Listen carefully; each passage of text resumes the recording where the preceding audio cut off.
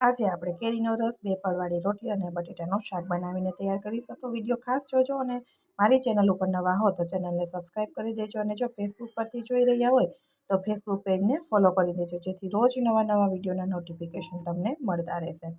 તો પહેલાં આપણે બટેટાનું શાક બનાવીશું. તો એના માટે અહીંયા 500 ગ્રામ જેટલા બટેટા લીધા છે. મીડિયમ સાઇઝના 4 બટેટા છે. બટેટાને આપણે છાલ ઉતારી અને ટુકડા કરી અને ધોઈને ચોખ્ખા કરી લઈશું.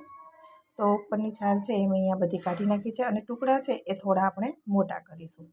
તો આ રીતે બધા બટેટાની છાલ કાઢી અને ધોઈ લેવાના છે, જેથી ઉપર માટીનો કેવો ભાગ હોય તો એ નીકળી જાય. હવે ધોયેલા બટેટા છે એને આપણે કટિંગ કરી દઈશું. તો ટુકડા છે એ થોડા હું મોટા રાખીશ, જેથી આપણે બાફેલા બટેટાનું શાક હોય ને એવું સરસ બનીને તૈયાર થશે. પ્રસંગોમાં જે શાકમાં સુગંધ ને ટેસ્ટ આવે એવો જ સરસ મજાનો ટેસ્ટ આવશે. તો અહીંયા આ રીતે મોટામાં બટેટા ટુકડામાં સમારી અને બધા બટેટા આપણે કરી લઈશું અને ધોઈ પણ નાખીશું, જેથી સ્ટાર્ચનું પ્રમાણ હોય એ નીકળી જાય. હવે બટેટાના શાકમાં આપણે ટમેટાનો કે બિલકુલ ઉપયોગ કરવાના નથી, એટલા માટે આપણે મસાલા છે એ પલાળીને વઘાર કરીશું, જેથી મસાલા છે એ બળે નહીં. તો એના માટે અડધી ચમચી હળદર, લાલ મરચું, કાશ્મીરી મરચું, ધાણા જીરું અને સ્વાદ પ્રમાણે મીઠું નાખી દઈશું. એમાં પાણી નાખી અને આપણે પલાળી દેવાના છે. તો થોડી જ વારમાં મસાલા છે એકદમ સરસ પલળી જશે અને જો આપણે ટમેટાનો ઉપયોગ ના કર્યો હોય તો મસાલા છે એ બળે પણ નહીં. તો હવે ગેસ ઉપર કુકર રાખી અને આપણે શાકનો વઘાર કરીશું. તો એના માટે 2 મોટી ચમચી ભરીને આપણે તેલ નાખીશું. તો તેલનું પ્રમાણ છે એ થોડું અત્યારે ગરમીનું પ્રમાણ હોય એટલે આપણે ઓછું રાખ્યું છે. તમને વધારે પસંદ હોય તો તમારી ચોઈસ પ્રમાણે તમે લઈ શકો. હવે બટેટાનો વઘાર છે એના શાક લસણ વગરનું બનાવવું છું, એટલા માટે આપણે રાઈ મેથીનો વઘાર કરીશું, જેથી સુગંધ એકદમ મસ્ત આવે. રાઈ ફૂટી જાય એટલે આપણે અડધી ચમચી એમાં જીરું નાખી દઈશું.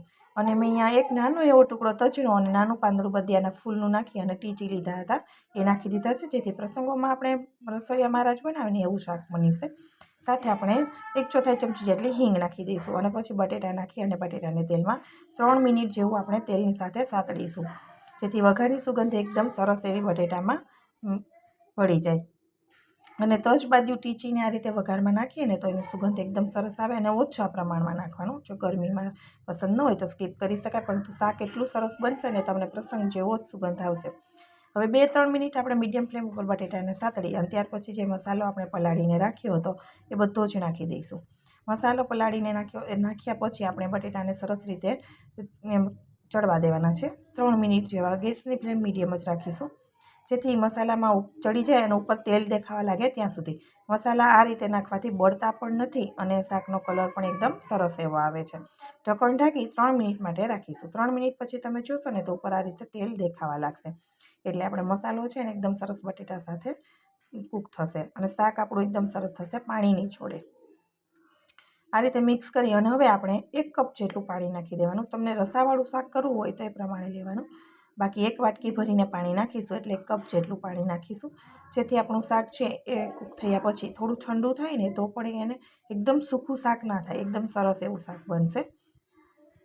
હવે આપણે એને ઢાંકણ ઢાંકી અને 4 વિસલ થવા દઈશું. ગેસની ફ્લેમ મીડિયમ રાખી 4 વિસલ થવા દેવાની છે. 4 વિસલ થાય અને કુકરમાંથી પ્રેશર આઉટ થાય ત્યાં સુધી આપણે એને ખોલવાનું નથી. હવે આપણે ગેસ ઉપર વિસલ અત્યારે કુકરની ચાલુ છે અને આપણે રોટલીનો લોટ બાંધી લઈએ.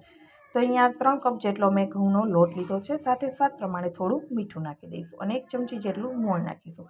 તો 2 પડવાળી રોટલી રસ સાથે હંમેશા બધાને ખૂબ જ પસંદ હોય છે. તો તમે ફટાફટ આ રીતે રસ સાથે રોટલી બનાવી હોય તો કેવી રીતે બનાવી. તો અત્યારે અમે ગામડે આવ્યા હતા, તો ગામડે આ રીતે રસ રોટલીને બધું થતું હતું, તો અમે રોટલીનું શૂટિંગ કરી લીધું હતું. તો એ લોકો રસ રોટલી સાથે 2 પડવાળી રોટલી બનાવે છે એ રીતે જ અહીંયા મેં શૂટિંગ તમને બતાવી દીધું છે કે ગામડામાં જ્યારે કેરીની સિઝન હોય ને ત્યારે મોટાભાગે રસમાં સાથે 2 પડવાળી રોટલી બનાવવામાં આવે છે. તો લોટને મીડિયમ કન્સિસ્ટન્સીવાળો બાંધવાનો છે, વધારે પડતો કઠણ નહીં, એકદમ ઢીલો પણ નહીં, કેમ કે આપણે 2 પડવાળી રોટલી કરવાની હોય તો પળ છે એ સરસ છૂટા થવા જોઈએ. તો મીડિયમ કન્સિસ્ટન્સીવાળો લોટ આપણે તૈયાર કરવાનો છે.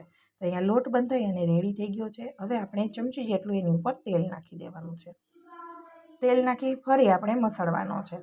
તો તેલ નાખી મસળી અને આપણે રેસ્ટ ઉપર રાખીશું ત્યાં સુધીમાં આપણે રસ પણ તૈયાર કરવાનો છે, એટલે આપણો લોટ છે ને સરસ સેટ થઈ જશે, કૂણપ આવી જાય લોટમાં, જેથી કરીને રોટલી છે એકદમ પોચી અને સરસ બનીને તૈયાર થશે. તો આ રીતે લોટને છે હલકા હાથે મસળી લઈશું અને હવે ઢાંકી અને આપણે એને સાઈડમાં રાખી દઈશું. લોટ આપણો સેટ થાય ત્યાં સુધીમાં આપણે રસ બનાવીને તૈયાર કરી લઈએ. તો અહીંયા પાકેલી કેસર કેરી 2 કિલો લીધી હતી અને જેને અમે ટુકડા કરી અને આ રીતે કાઢી લીધા છે મોટા વાસણમાં. સાથે અડધી વાટકી અહીંયા ખાંડ નાખી છે ગળપણ માટે અને 1 વાટકો ભરી અને બરફના ટુકડા નાખી દઈશું, જેથી આપણને પીસવામાં પણ સરળતા રહે અને કન્સિસ્ટન્સી માપની રહેશે, વધારે પડતી ઘાટી પણ નહીં અને એકદમ પાતળી પણ નહીં. તો હવે આપણે બ્લેન્ડર મારી અને રસને ફટાફટ તૈયાર કરી દઈએ.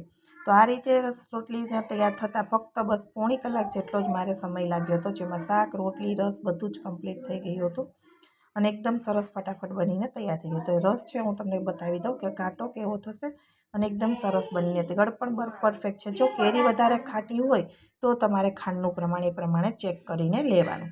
તો અહીંયા રસ તમે જોઈ શકો છો, પાણી જેવો પાતળો પણ ને એકદમ ઘાટો પણ, એકદમ સરસ એવો આપણો રસ બનીને તૈયાર થઈ ગયો છે.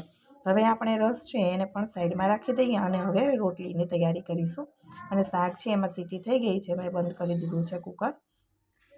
જેનું પ્રેશર આઉટ થાય ત્યાર પછી આપણે ખોલીશું. ગેસની ફ્લેમ અત્યારે બંધ કરી દીધી છે અને લોટને પણ 10 મિનિટ જેવો સમય થઈ ગયો છે અને સરસ એવો સેટ થઈ ગયો છે. તમે જોઈ શકો છો એકદમ કૂણપ આવી ગઈ છે.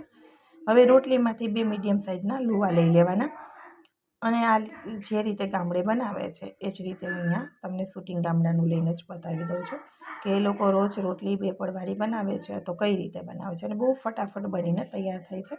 તો આ રીતે બંને લુવા લઈ લઈએ અને સાથે એની લુવાનો ભાગ હોય એની ઉપર ઘી લગાવી દે છે આ રીતે હાથથી બંને લુવા ઉપર.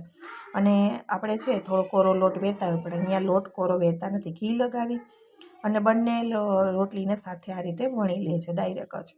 તો પણ રોટલી એકદમ સરસ ખુલ્લી થઈ જશે પણ અને ઓછી પણ એવી સરસ બને છે. તો હું અહીંયા તમને જે રીતે બનાવે છે એ જ શૂટિંગ મેં તમારી સાથે શેર કરી દીધું છે. તો આ રીતે રોટલીના બંને પડ વણી અને આપણે શેકવાનું શૂટિંગ લઈ લઈએ. તો રોટલી છે એ નાના લુવા હતા પણ રોટલી એકદમ પાતળી કાગળ જેવી જ બનાવે છે પણ સરસ બને છે, તૈયાર થાય છે. હવે આપણે એ રોટલીને તાવડી ઉપર નાખી દેવાનું. ગેસની ફ્લેમ મીડિયમ ટુ હાઈ છે. એક સાઈડ એના બબલ્સ દેખાવા લાગે એટલે આપણે સાઈડ છે એ પલટાવી દેવાની અને બીજી સાઈડ આપણે શેકીને તૈયાર કરીશું. બંને સાઈડ થોડી શેકાશે ને એટલે પડ એની મેલે ઓટોમેટિક ખુલી જશે અને એકદમ પાતળી સરસ કાગળ જેવી રોટલી બની જશે અને સોફ્ટ થશે. કેમ કે રોટલી જેવી ગરમ નીકળે એવા પડ એના આપણે ઘી લગાવી દેવાનું, જેથી એના પડ એકદમ અલગ થઈ જશે અને પોચી પણ થશે. તો અહીંયા તમે જોઈ શકો છો રોટલી આપણી કૂક થઈ ગઈ છે, ચડી ગઈ છે. તો બંને પડ એની મેળે જ નોખા થઈ ગયા છે તાવડીમાં જ. તો આ રીતે બધી જ રોટલી બનાવી અને તૈયાર કરી દીધી છે. હવે આપણી રોટલી, શાક, રસ બધું જ તૈયાર થઈ ગયું છે તો આપણે સર્વ કરી દઈશું. તમને જો રેસીપી પસંદ આવી હોય રસ 2 પડવાળી રોટલી શાકની તમારા વિડીયોમાં, લાઈક જરૂરથી આપજો. કોમેન્ટ બોક્સમાં જણાવજો કે તમને રેસીપી કેવી લાગી છે અને વધુમાં વધુ લોકો સાથે શેર કરજો. તો 2 પડવાળી રોટલી છે બધાના ઘરે અલગ અલગ રીતે બનતી હોય છે. તો અહીંયા અમે જ્યાં આવ્યા ત્યાં ઘીવાળી આવી રીતે બનાવે છે અને સરસ બને છે, એકદમ પોચી ને સરસ. તો મેં અહીંયા શૂટિંગ કરી લીધું હતું જે તમારી સાથે મેં શેર કરી દીધું છે. તો અહીંયા ગરમ રોટલીને આ રીતે ઘી લગાવી પડ ઉપર પડ રાખી બધી રોટલીને આ રીતે ઘી લગાવી દે છે. તો એકદમ સરસ મજાના આપણા રસ રોટલી હવે બનીને તૈયાર થઈ ગયા છે. જો વિડીયો પસંદ આવ્યો હોય તો મારી ચેનલને સબસ્ક્રાઈબ જરૂરથી કરજો, જેથી રોજ નવી રેસીપીના વિડીયો તમને મળતા રહે. ફરી મળીશું નવા રેસીપી સાથે. આવજો, બાય બાય.